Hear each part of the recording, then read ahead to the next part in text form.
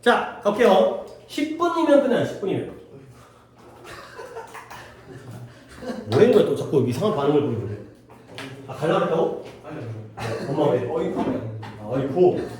필기를 글씨가 좀 나가졌는데. 네.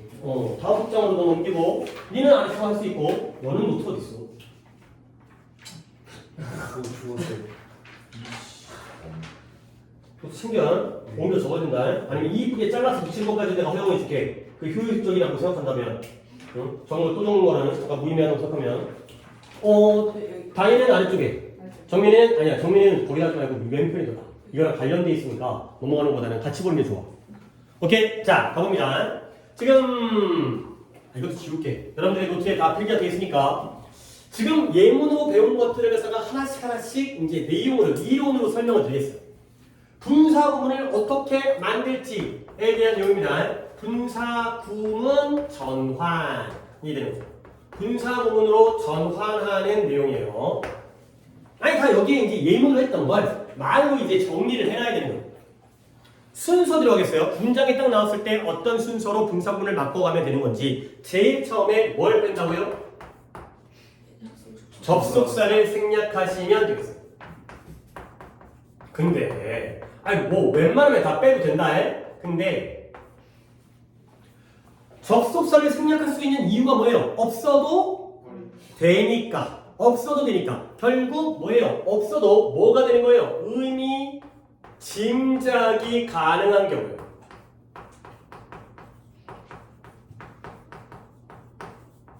이게 없어도 두 번 실패했으니까 원치 않고요. 그 다음에 좌회전을 하면 뭐였어요? 내 상실을 발견해 낼 거고요. 이런 것들이 의미 짐작이 가능하기 때문에 접속사를 생략한 거죠. 근데 예를 들어서 이 예문을 적지 마봐. 예를 들어서 Esther, I 뭐 할까? ate dinner. 아까는 내가 숙제를 끝마친다고 그랬지. 그 다음에 I watched TV. 이런 뜻 좋아요. 그러면 원래 문장의 의미는 뭘 먼저 한 다음에 뭘 나중에 한 거예요? 저녁을 먹은 다음에 TV를 봤죠. 근데 만약에 이때 X를 빼버리잖아. 그러면 우리가 알 수가 없어요. 뭐냐면 저녁 먹은 다음에 TV 봤는지 저녁 먹기 전에 TV 봤는지 아니면 저녁을 먹으면서 TV 볼 수 있잖아요. 그러니까 이런 애들 같은 경우는 영어를 잘하고 못하고를 떠나서 얘가 뭘 먼저인지 알 수가 없잖아. 숙제를 끝마친 다음에 TV를 보는 건 상식적으로라도 해결이 가능한데 밥을 먹은 것과 TV 보는 게 뭐가 먼저인지는 알 수가 없죠. 결국 이럴 때고 결국 의미 짐작이 안 되는 경우 그럴 때가 바로 이러한 시간의 접속사가 되겠어요. 시간의 접속사 이게 먼저인지 이게 먼저인지 결국 노트가 좀 길어지는데 after 또는 before 또는 하나 더 while까지 얘네들은 이렇게 처리하시면 되겠어요. 자, 한번 끝까지 적어봐. 한 줄로 들어가면 가지. 내가 이제 오른쪽에 걸려있는 것 뿐이고.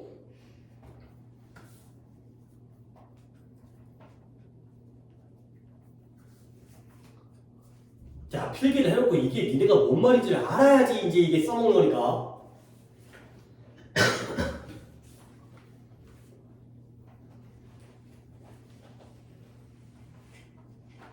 자, 이해됩니다. 접속사를 생략하는 이유는 뭐예요? 의미 짐작이 가능하기 때문에. 근데 그 의미 짐작이 어려운 경우가 있죠? 대표적으로 뭐다? before나 after나 while의 경우. 결국 얘네들은 생략을 한다는 거야, 안 한다는 거야? 안 한다는 거야. 오케이? 얘네들은 남겨둘 때도 있다는 거. 특히 요 세 가지. 이 다음인지, 이거 전인지, 동시인지 이런 것들을 알려줄 필요성이 있을 때는 남겨두는 경우도 있다. 그래야 되는 거죠. 자, 그래서 접속사는 이렇게 생략을 하고요. 두 번째는 누굴 빼죠? 주어를 생략하죠. 근데 얘는 굉장히 객관적이에요. 얘는 어떨 때 생략이 가능한 거야? 주어가 같을 때. 근데 뒷문장의 주어, 뒷문장을 우리가 뭔 절이라고 불렀어요? 주절. 주절의 주어와 같으니까 바로 생략이 가능한 거죠. 얘는 굉장히 객관적이죠. 짐작이 된다 안 되는 좀 애매한데 주관적이지만 똑같으면 빼고 안 똑같으면 안 빼면 되는 거예요. 그 다음에 이제 세 번째 접속사 뺐고 주어 뺐으니까 이제 뭘 건드릴 차례예요? 동사를 건드릴 차례죠. 그 동사를 어떻게 건드리냐면 일단 동사를 어떻게 바꾸라고 했어요? 뭐라고? 현재 분사.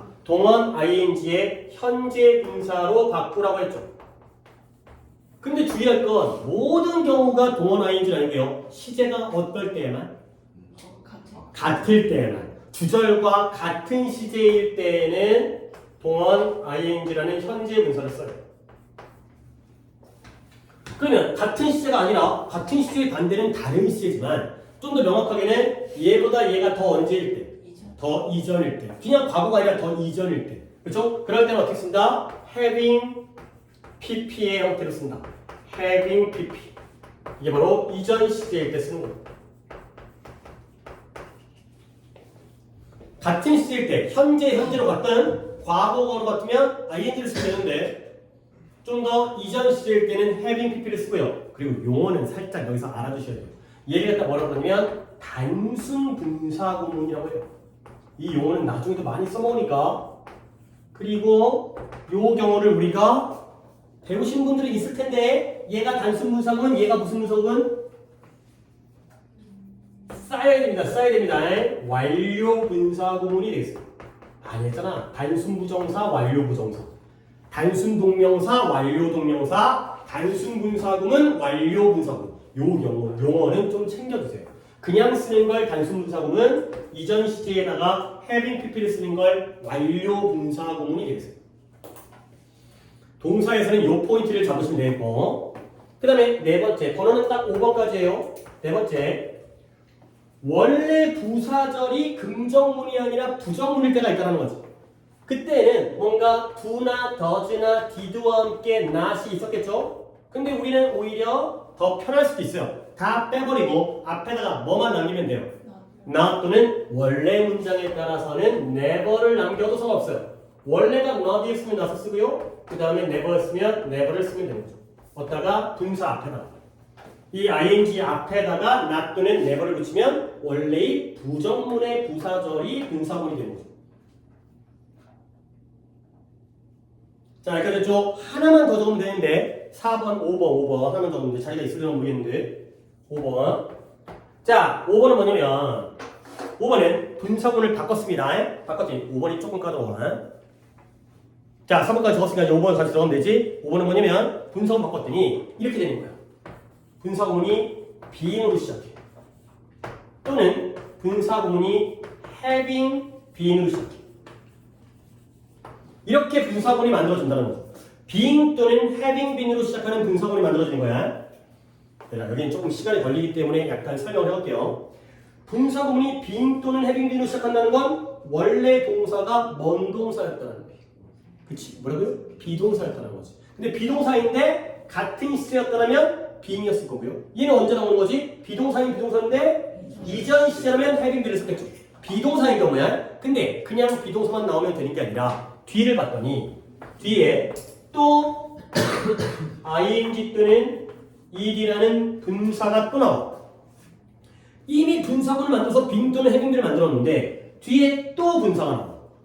ing도 분사고 ed도 분사잖아요. 그러면 분사가 너무 많아. 우리는 분사구니까 분사로만 시작하면 되거든요. 그러니까 이때 being 또는 having been을 한 단계 더 거쳐서 뭐 해버려요? 생략이 가능하다는 거죠.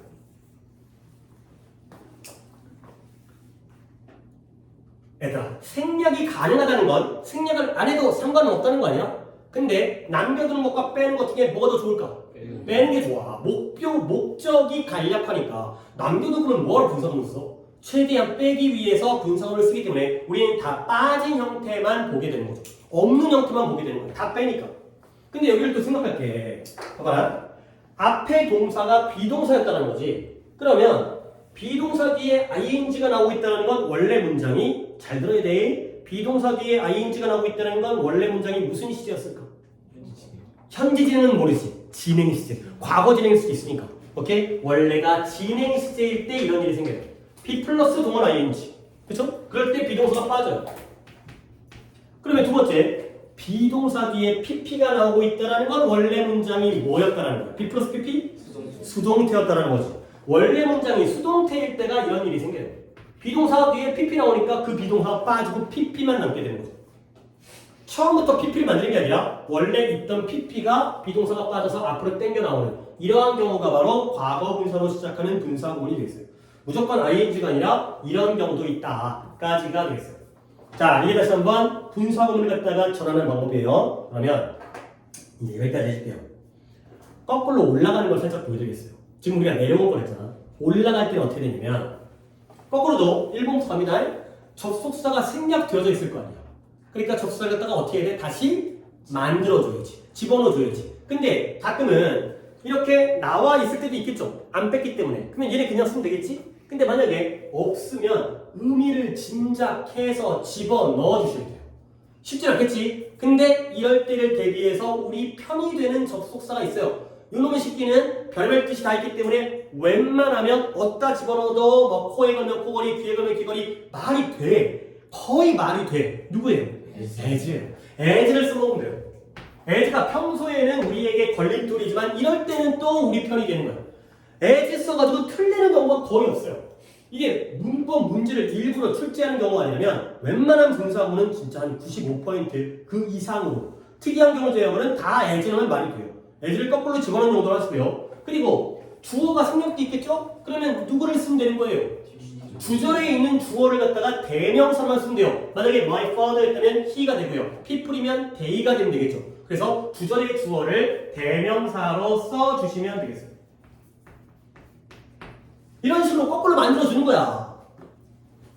그 다음에 이런 것도 고려를 해야죠. 만약에 동원 ing가 나와 있다는 건 분사구문에서 얘는 주절과 시제가 어떤 관계가 되는 거야?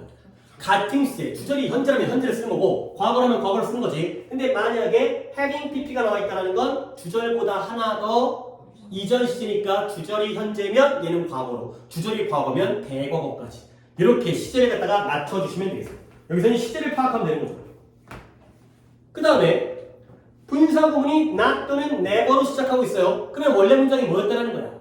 부정문이기 때문에 역시 이것도 시제에 맞춰서 do나, does나, did를 살려서 부정문을 만들어 주셔야 되겠죠.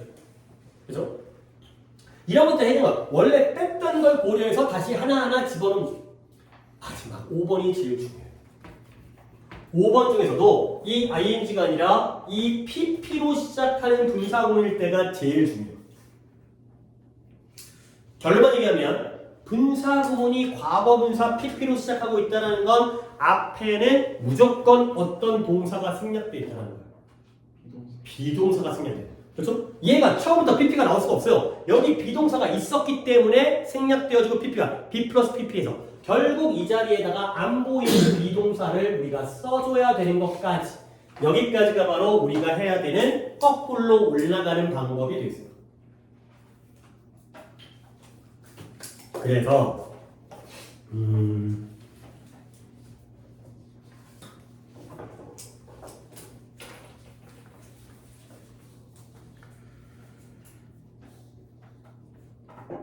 수분 여기까지예요. 그리고 분사구문인데 오늘은 해석을 하는 게 아니라 이게 싹 다 분사구문이거든.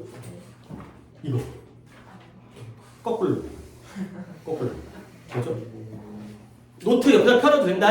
접수사는 웬만하면 에즈를 써라. 근데 에즈 썼다가 다 털릴 수 있으니까 에즈 썼다가 에즈가 안 되는 경우도 가끔 있어요. 아이고 이것도 알려줄까? 이거 할 거니까 가끔 if일 때가 있고요. 가끔 no일 때가 있어요. 얘들아, no를 쓴다는 건 앞뒤 문장의 말이 같은 내용이에요? 다른 내용이에요? 다른 내용. 그럴 때는 no로 가는 거죠. 그런 식으로 바꿔주는 쪽으로 해서 가시면 되겠습니다.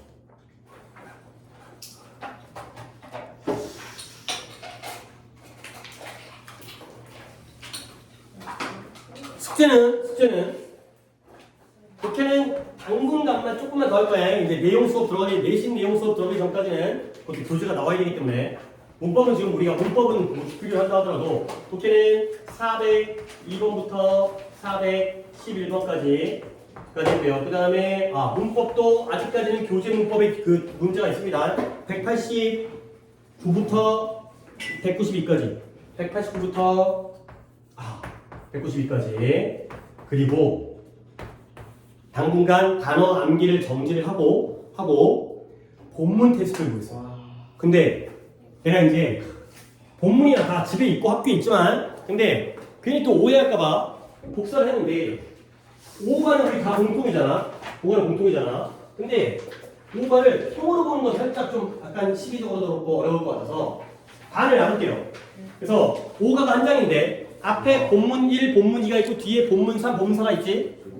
빠진 거 아니야? 어? 그렇구나. 그럼 너는 6가.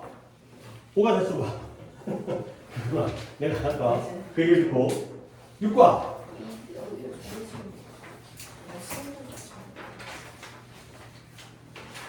6가도 앞에 본문 1이 있고 뒤에 본문 2가 있지. 그러니까 나눠서.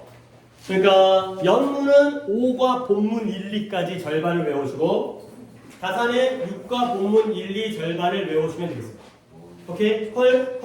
그리고 아마 이거는 수업 시간에 보는 게 아니라 남아서 볼 거예요. 왜냐면 수업 시간에 이걸 보는 게 너무 오래 걸려요. 클리닉 보죠. 클리닉 볼 테니까. 그래서 단어는 제외하고 본문 암기 각자가 누구는 그러니까 당연히 누구는 아니라 연무가 5과 가산이 6과니까 절반 앞 절반 1, 2번이죠. 1, 2번 1, 2, 3, 4 중에서 1, 2번 이렇게 외우시면 되겠어요. 통함기 한국말이 나오고 영어를 통으로 적는 거예요. 그 다음에